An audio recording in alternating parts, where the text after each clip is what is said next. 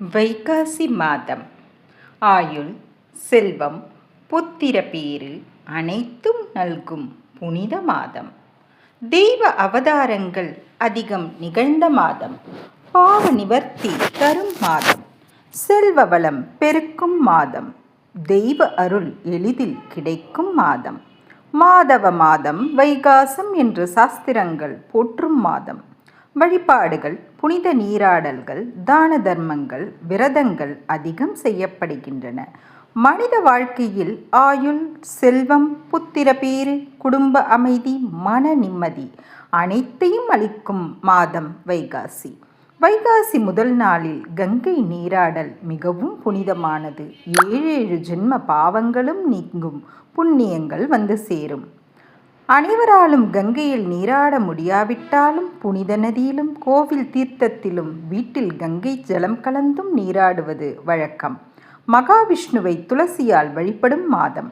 வைகாசி மாதத்தில் மகாவிஷ்ணுவை துளசி இலைகளால் பூஜை செய்தால் நற்பேறுகள் கிடைக்கும். பெருமாள் கோவில் தரிசனம், துளசி அர்ச்சனை, எல்தானம் செய்வது மிகவும் சிறப்பு. வைகாசி பௌர்ணமி நாளில் சிவபெருமானின் நெற்றிக்கண்ணிலிருந்து 6 தீப்பொறிகள் வெளிப்பட்டன. ஆம், முருகனின் அவதாரம் நிகழ்ந்த மாதமல்லவா இது?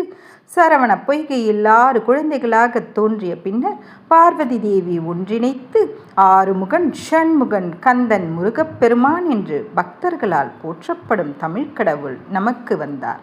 விசாக நட்சத்திரத்தில் வரும் வைகாசி விசாகம் மிகப்பெரிய முருக திருநாளாக திகழ்கின்றது. நரசிம்ம அவதாரம் நிகழ்ந்த மாதம். வைகாசி சுக்ல சதுர்தசி நாளில் மகாவிஷ்ணு பிரகலாதனை காப்பாற்ற ஒரு நொடியில் அவதாரம் செய்து வந்தாள். பக்தனை காப்பாற்ற இறைவன் எந்த வடிவமும் எடுப்பார் என்ற உண்மை உலகிற்கு தெரிந்தது. புத்தர் ஞானம் பெற்ற புனித நாள். வைகாசி பௌர்ணமியை மிகப்பெரிய புனித நாளாக கொண்டாடுகின்றனர். மகா பெரியவர் ஆதிசங்கரர் அவதார மாதம். திருஞான சம்பந்தர் திருநட்சத்திரம் வரும் மாதம். வைகாசி மாத மூல நட்சத்திரத்தில் திருஞான சம்பந்தரின் திருநட்சத்திர திருவிழா வருகின்றது.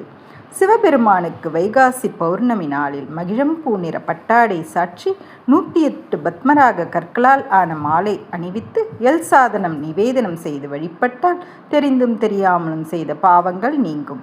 ரிஷப மாதம் என்று போற்றப்படும் இந்த மாதத்தில் சிவபெருமானுக்காக கடைபிடிக்கப்படும் விரதங்களை அனுஷ்டித்தால் குடும்பத்தில் அமைதி, ஆரோக்கியம், ஆயுள் விருத்தி கிடைக்கும்.